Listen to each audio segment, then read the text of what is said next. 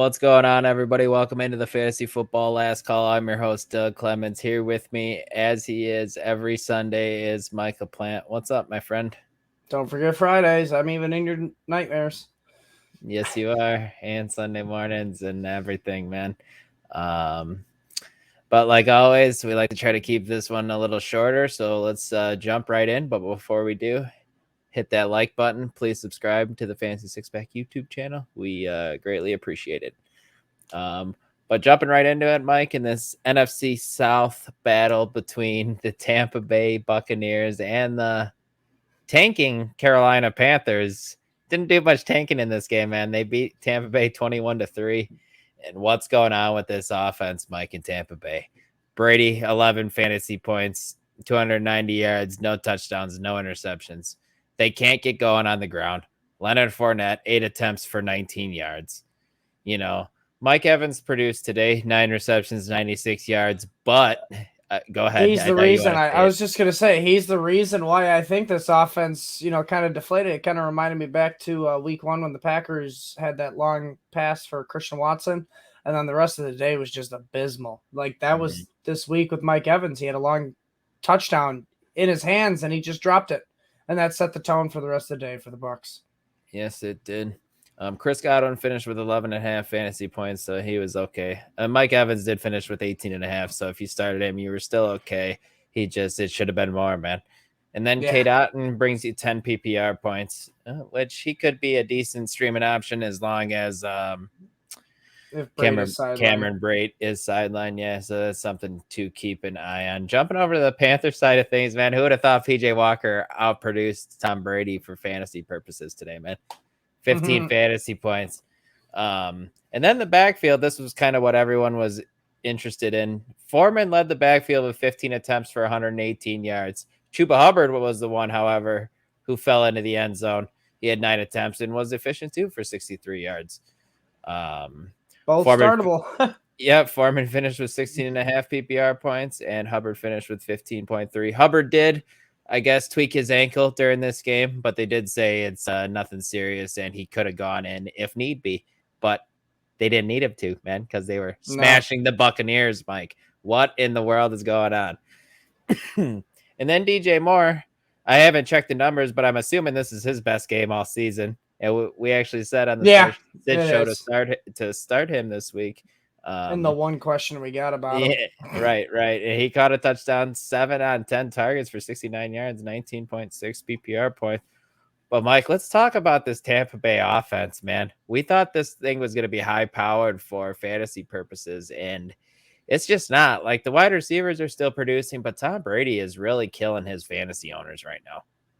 Yeah, he is. Honestly, it looks like the troubles in the offensive line. They can't even run block for Fournette or Rachaad White.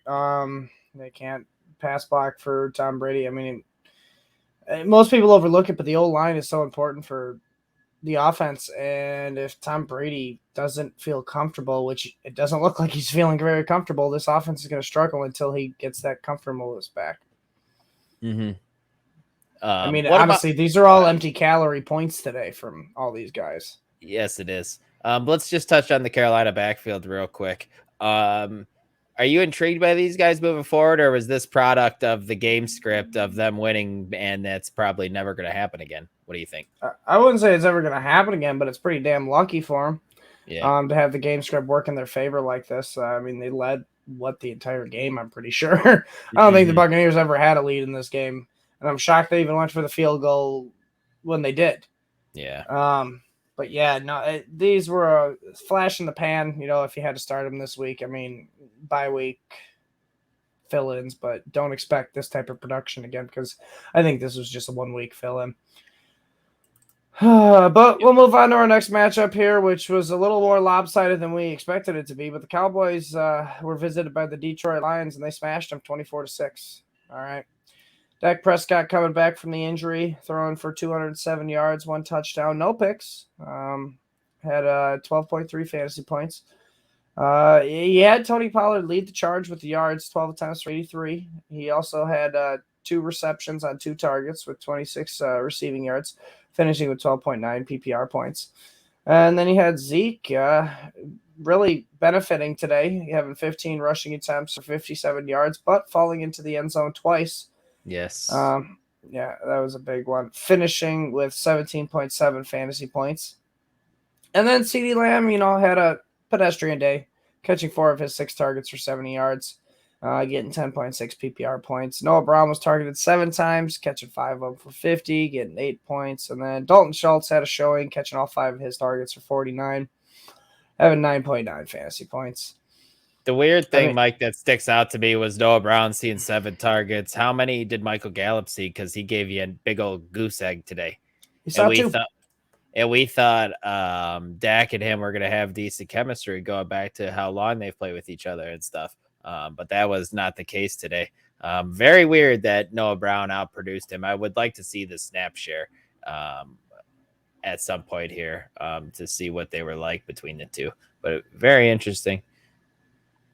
Probably just a product of also game script. I mean, they didn't really have to throw the ball very much. No, they didn't, because this Detroit Lions offense struggling again, man, back-to-back games they've played.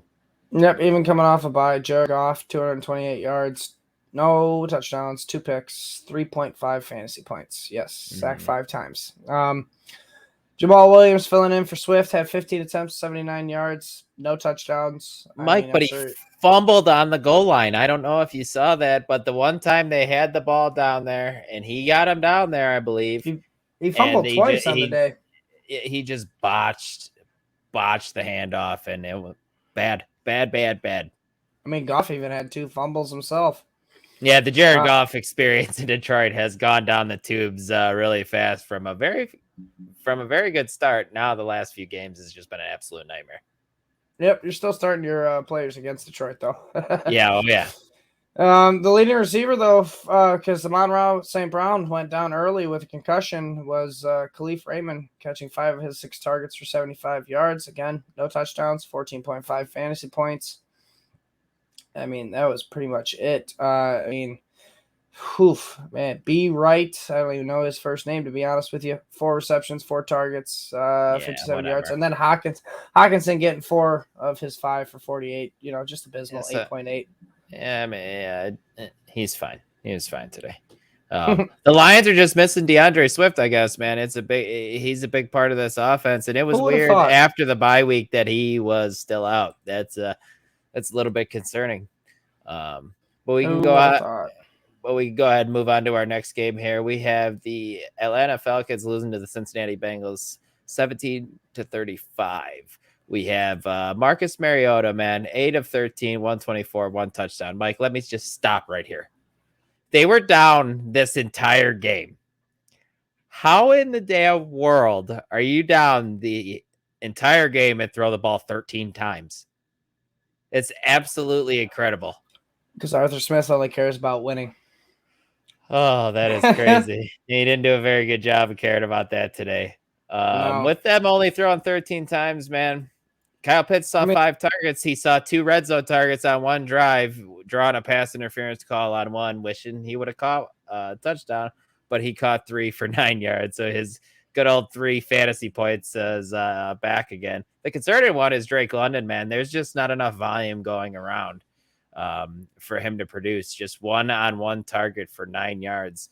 The backfield was led by Tyler Algier, falling into the end zone and getting 50 yards at 16 attempts for 11 fantasy points. Still not a great day from him, but serviceable.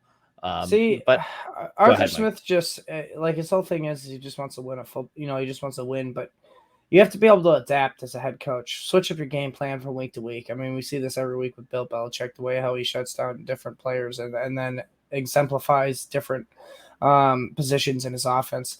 Arthur Smith, all he does is run the ball. That's all he can do. It's like he does not have a passing offense. He thinks he's back coaching Derrick Henry, man. It's not just that. It's like he has no if they only have an offense designed to play ahead. If they are ever down, he does not switch or adapt or where, all right, we got to throw the ball 25 times. Yeah. It is always the same each week, and it's very depressing. It's a fantasy nightmare for us Pitts owners and Drake London NFL nightmare, too. Let's be honest. I mean, yeah. That's just bad coaching. We don't like to see it, man. But jumping over the Bengals side of it, this was much better on the offensive side in fantasy purposes here. Joe Burrow going off, 481 yards, 481 yards, 3 touchdowns. He finished with, and he also had one on the ground. Sorry, Yes. And he finished with 39 fantasy points. Then you had Joe Mixon, 17 attempts, 58 yards. Not very efficient, but he did find the end zone to finish with 18 PPR points, catching 3 of his passes, his targets as well. The big day through the air, man, was Tyler Boyd leading this team in receiving yards. 8 receptions on 9 targets for 155. They must have just loved his matchup in the slot, man, or something. But Jamar Chase had a big game as well, catching 8 of his 11 targets for 130 yards and 2 touchdowns. T. Higgins here was the quiet one with only 5 catches, but still 93 yards for 14 PPR points. And Hayden Hurst back to being viable, Mike, which is good to see. He had 8 targets, 6 receptions, 33 yards, 10.8 PPR points. So definitely could have been worse from Hayden Hurst, man. But all your guys who you would have started in this offense produced for you today. Do you have anything to add to that, really? No, it was a great matchup. Falcons defense is terrible, and Arthur Smith doesn't even know it. But we shall move on to our next matchup here, which really wasn't that fantasy friendly either. We had the Cleveland Browns visiting the Baltimore Ravens. Baltimore Ravens squeaking one out, 23-20. Lamar Jackson, day, 120 passing yards, 59 on the ground on 10 attempts. No touchdowns at all. 10.7 fantasy points. Yeah, I mean, it was really a day where Gus Edwards came back and just, happened to be in the right place at the right time, getting 16 rushing attempts, handling the workload, getting 66 yards and 2 touchdowns, finishing with 18.6 fantasy points.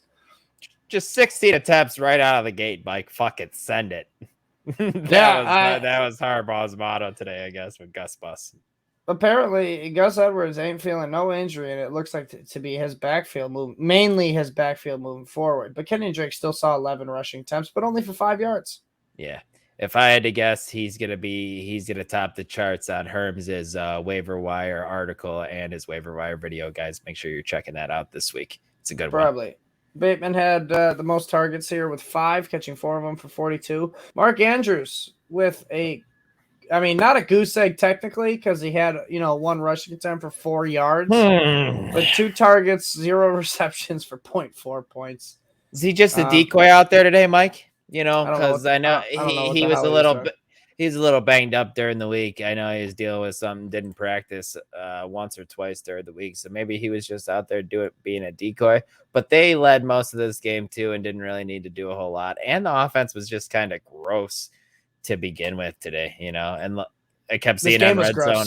Yeah, I kept seeing on Red Zone Lamar trying to extend plays, and then eventually just him let's be honest, down. Most of the games today were gross.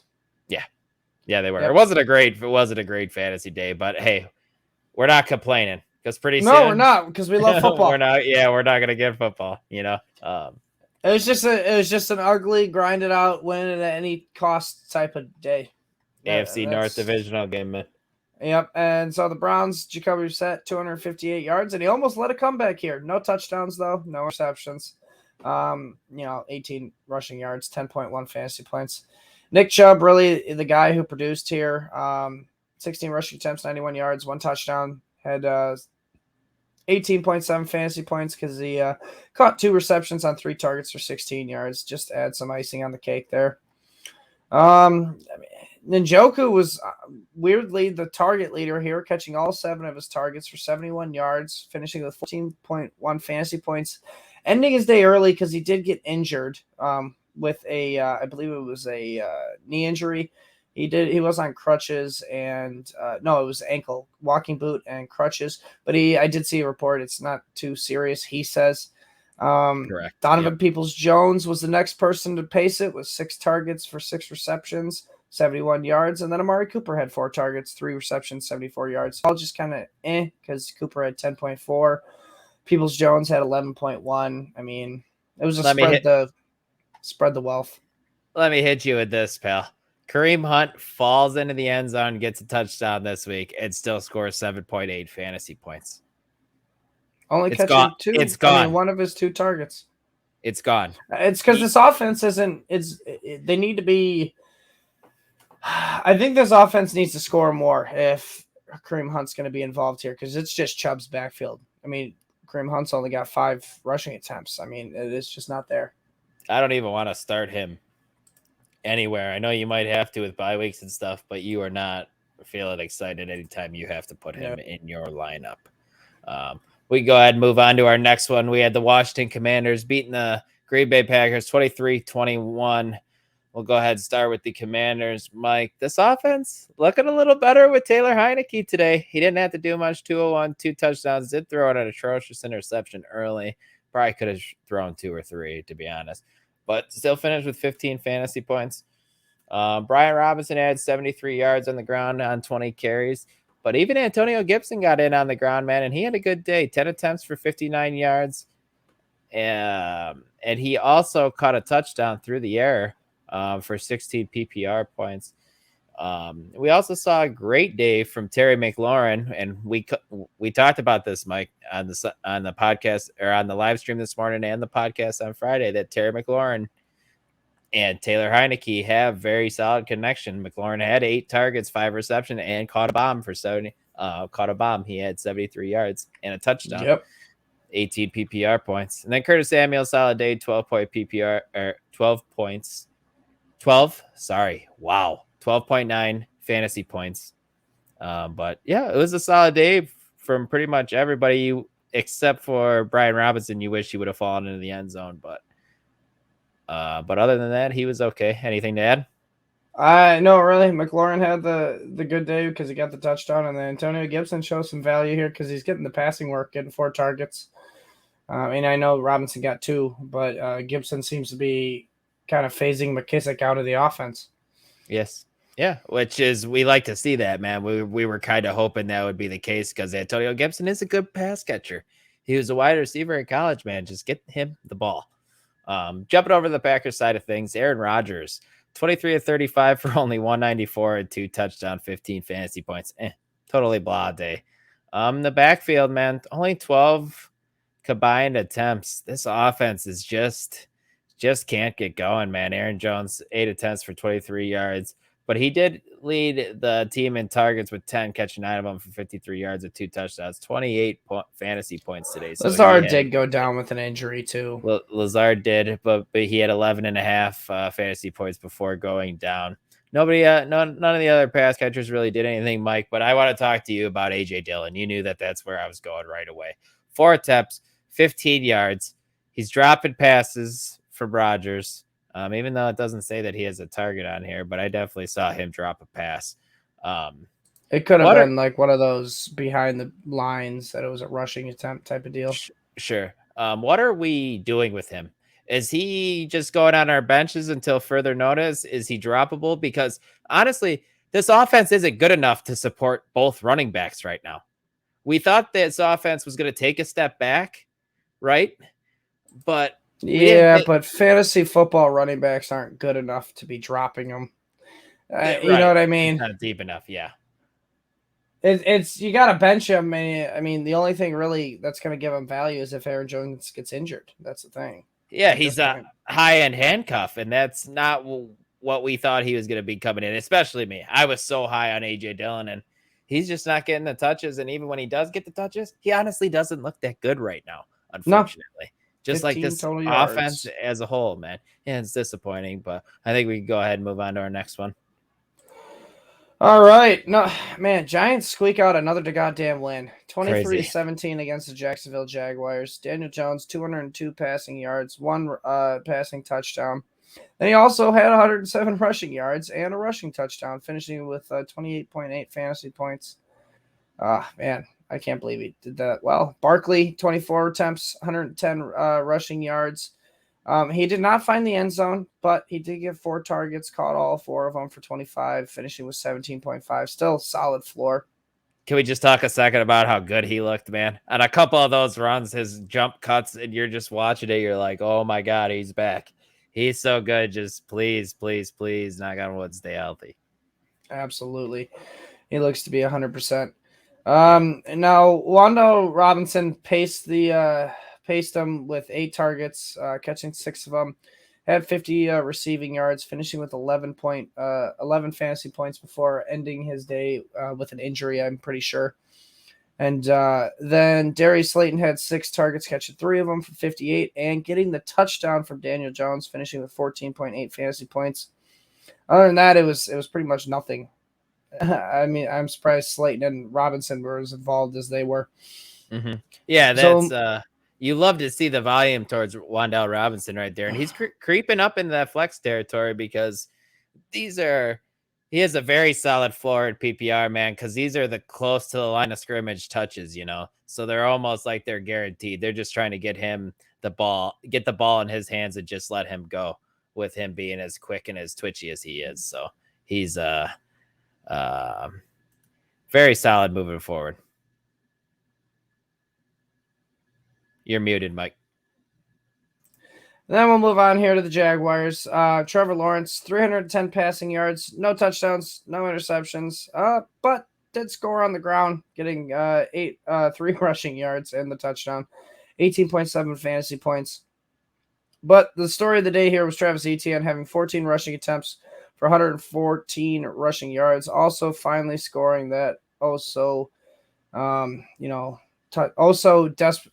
hard to score touchdown that he's been wanting all year. And then Christian Kirk, 10 targets, back to his ways, getting 7 receptions for 96 yards, 17.1 fantasy points. Unfortunately, like we said, no touchdowns here.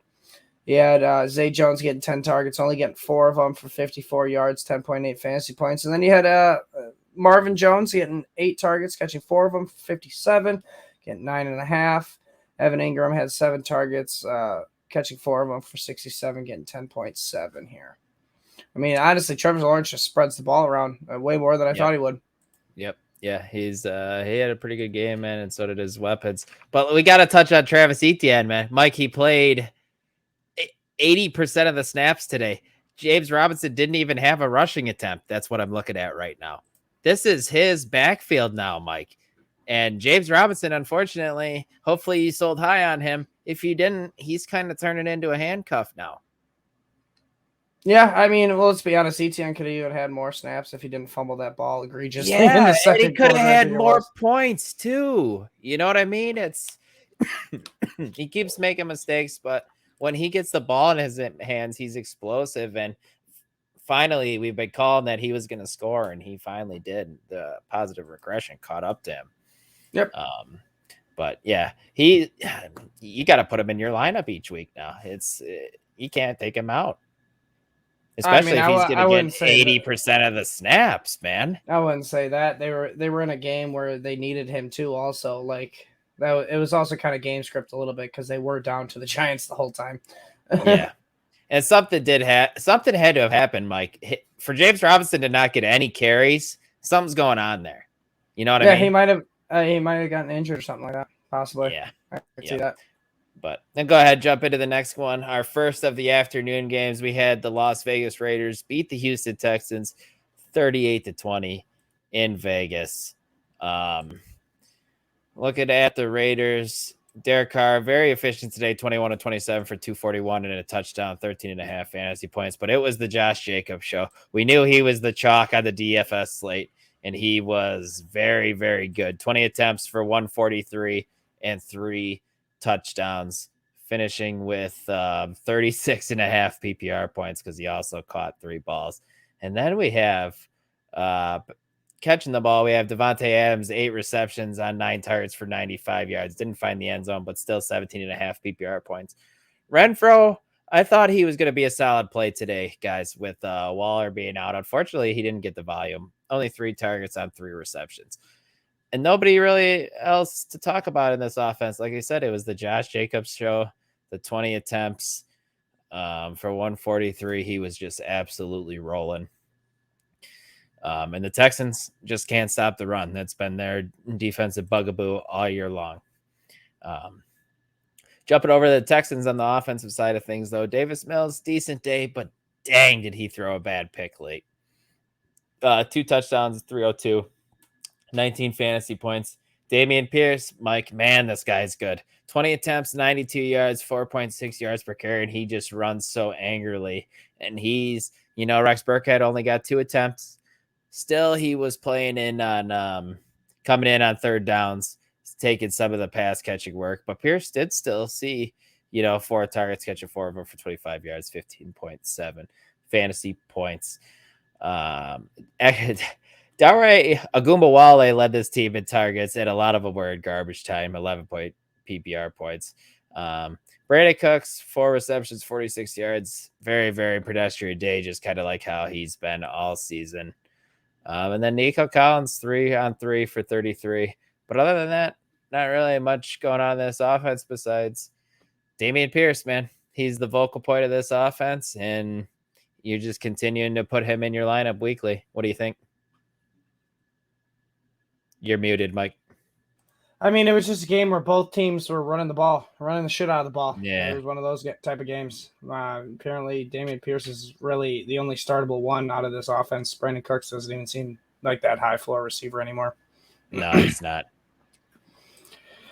All right, we'll move on to another fun game here. Jets beating the Broncos 16-9. Yuck. Real thriller. Yep. Zach Wilson, 120 passing yards. No touchdowns at all. Breece Hall had 4 rushing attempts, 72 yards, and a big 62-yard touchdown, and then got hurt. The suspected thing here is ACL injury, possibly out for the year. They need to do some more testing for him, but he did finish with 13.2 fantasy points. Awful news, man. He was playing absolutely outstanding before the injury. Yeah. And kind of when that happened, this offense kind of took a halt because the leading target leader was Tyler Conklin. Had 6 targets, caught 4 of them for 22 yards, but the leading receiver for yards was Michael Carter, catching 2 of his 2 targets for 45 yards, 9.4 fantasy points. I mean, really, no receiver was relevant here, and it was only Breece Hall. Mm-hmm. Unfortunately, we got to talk about what Michael Carter's value is moving forward, Mike, with that injury. They're probably going to sprinkle in Ty Johnson in on third downs. He's a pass catching specialist, kind of. Michael Carter will still catch his. But what do you think his value is moving forward now with Breece Hall going down for the foreseeable future? It's a flex play. It's not Breece Hall's value at all. It's a flex play, especially with the way this offense is going. Hopefully he gets a little bit more involved in the passing game. Sure. Yeah, I hear you. All right, on to the Broncos. Brett Rippon, 225 passing yards, 0 touchdowns, and 1 pick. Hey, man, this offense was just abysmal all around. Yep. Melvin Gordon, 11 rushing attempts, 33 yards, 5 fantasy points. Latavius Murray, 8 rushing attempts, 24 yards, and he got the touchdown, 8.3 fantasy points. Jerry Jeudy led the charge with 11 targets, 7 receptions for 96 yards, 16.6 fantasy points. Other than that, the only other double-digit guy was Greg Dulcich getting 6 of his 9 targets for 51 yards, 11.1 fantasy points. There's really nothing to talk about here. Yeah, it's really, it's good to see that Rippon could at least support one of the 2 wide receivers as the starting quarterback, with Jeudy having 16 PPR points. It's not an awful day. I'm assuming you just can't narrow down if it's going to be Sutton or Jeudy on that day, so that one's going to be tough. But hopefully, it's not like the offense was humming with him, but it sounds like Russ could be back next week. But yeah, what do you say we jump into another one of our games here? We got This one was a fun one for fantasy. Yes, it was. Kansas City beating the San Francisco 49ers 44-23. The Chiefs, man, Patrick Mahomes blew up today, 28 fantasy points, 423 yards, 3 touchdowns, 1 interception. The story of the day was, before a snap even occurred today, was Isaiah Pacheco as the starting running back for the Chiefs heading into this one. But he didn't lead the team in snaps in the running backfield. It was Jerick McKinnon who led the team in snaps, then Pacheco, and then Clyde Edwards-Helaire. But Pacheco ran hard, man. 8 for 43, no touchdown. So if you fell into the hype, you're sadly disappointed. CH found the end zone because apparently that's what he does, man. But still only had 9.2 fantasy points. I'm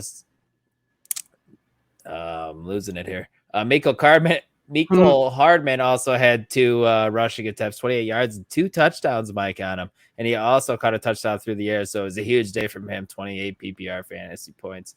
Juju Smith-Schuster caught 7 of 8 for 124 and a touchdown. Back-to-back weeks where Juju's finally been really good, Mike. That's good to see. Kelsey did his thing, 6 receptions, 98 yards. And we finally saw MVS catch a bomb. The first one I feel like all season. Still he saw 4 targets, 111 yards, caught 3 of them, 14 PPR points. Mike, I just want to, what are we doing with this backfield? Can you start Pacheco? Can you start CEH? What's going on? I think it's still CH. You got to start. I mean, even the starting running back for this offense only gets 8 rushing attempts, and then the backup gets 6. Clyde seems to get the high value touches. I mean, let's be honest. I don't really want to start either one of these guys. Only 9.2 and 4.3. And like I said, Jerick McKinnon led the backfield with snaps today. You know what I mean? So that's how much of a cluster F it is.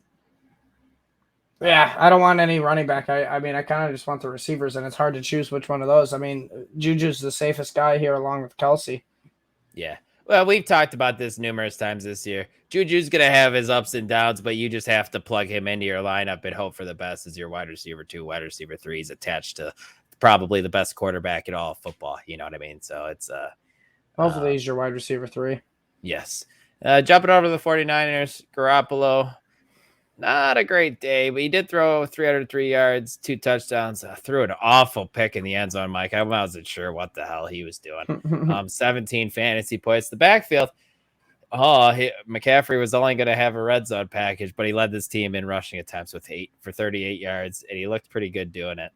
He didn't lead the snap percentage. I know that just by watching the game. Yep. He had 8.2 PPR points. Not a great day from him. Nobody else in the backfield really did anything. It was the pass catchers today, Mike. Kittle, if you started him, you're happy with that, which you probably were. Catching 6 balls for 98 yards and a touchdown. Ayuk again, 7 for 82, 15 PPR points. Kittle had 21. And then Debo, man, 9.4 PPR points. He's been a little bit disappointing lately. Especially with McCaffrey in town, Mike. Are you worried about Debo's usage moving forward? No, because he still saw 7 targets here. I think this was just a matter of the way that Kansas City was defending him. Because, I mean, George Kittle even went off. I mean, Ray McLeod was the benefit of this coverage. Debo's still the number 1 guy here. Obviously, like I told you this already, he wasn't going to get as many rushing attempts with all these running backs. I mean, as much as Debo wants that incentive, I don't think the Niners want to pay him it now because now they got to worry about paying CMC. Yeah, right. He's still going to be a good wide receiver, though. I mean, the thing is he just didn't score a touchdown. That was what he was doing, is he was scoring touchdowns, whether it be on the ground or through the air. We shall move on to our last game here, which really is the upset of the week, if you ask me. Seahawks roll into SoFi Stadium and blow out the Chargers, 37-23. I don't know what went on here, but Geno Smith threw for 210 yards, 2 touchdowns, 1 interception, only 14.1 fantasy points. Oh, you know what? I know what went on here. Kenneth Walker, the rookie out of Michigan, went off, or Michigan State. 23 attempts, 168 rushing yards, 2 rushing touchdowns, and a big 74-yarder, finishing with 28.8 fantasy points. DJ Dallas got some usage, but nothing really to write home about. Breaking news, Kenneth Walker is an RB1 weekly. Man, he's really good. This offense is better than we expected. I know you might disagree and downplay it a little bit, but he looks so freaking good. I mean, really, the thing to monitor here is how this offense looks moving forward without DK Metcalf. Yes. Because he did go down with a foot injury. Don't know how serious that is. And it was really early in the game. You know, it was the reason why Tyler Lockett was the leading target guy here, getting 8, catching 7 of them for 45. But the big guy on the day was the littlest guy on the field, and that was Marquise Goodwin, getting 5 targets, catching 4 of them for 67 yards and a whopping 2 touchdowns. 22.7 PPR points. I mean, really, it was Goodwin and Lockett. Other than that, it was just scrambled in some tight ends, and then Kenneth Walker. Yep. I mean, it's Tyler Lockett moving forward. I think Marquise Goodwin is worth a waiver ad if it's serious with DK Metcalf, but we got to monitor that just moving forward. And then Justin Herbert bouncing over to the Chargers here. You've got Keenan Allen back, but then Mike Williams goes down. I mean, there's injuries everywhere. I mean, he finished with 293 passing yards, 2 touchdowns, 1 pick, 18.1 fantasy points. And then there's that man again, Austin Eckler, just making everybody's fantasy days having 9 rushing attempts only for 31 yards, getting a touchdown on the ground, but really getting 12 targets, catching every single one of them for 96 yards, also getting a touchdown through the air, finishing with 36.7 PPR points. And then after him, it was Mike Williams getting 9 targets, 7 receptions. Again, he got injured. He also did get a touchdown, finishing with 21.6 fantasy points. And Gerald Everett got 9 targets, catching 5 of them for 63, 11.3. And just like we all thought, Keenan Allen was going to be a decoy. Yeah, it didn't even look like when I was watching the game, Mike, that he was out on the field very much, to be honest with you. No. I haven't seen the snap share, but it couldn't have been more than 30% of the snaps, to be honest with you. He didn't do a whole lot at all. And Herbert is clearly struggling without Keenan Allen, and he's going to struggle even more without Mike Williams. Yeah, if he's out for any extended period of time, and it didn't look good. I'm no doctor or anything, but hopefully you're still rostering Josh. I did get an update about Mike Evans, actually. Mike Williams. Mike Williams told me in the locker room that he has a sprained right ankle. MRI, another test tomorrow will determine the full severity. Hopefully it's not a high ankle sprain, man, where he, missed a multitude of weeks. That would not be good. But guys, yeah, we are recording this in the middle of the Steelers Dolphins Steelers game. Yep, and it's a 16-10 game right now with 4 minutes to go. Real nail biter. Miami leads. Raheem Mostert caught a touchdown. George Pickens caught an awesome touchdown for the Steelers. But other than that, not really much to say. Mike, are you good? I'm good. For Dylan, I'm Mike. Everyone,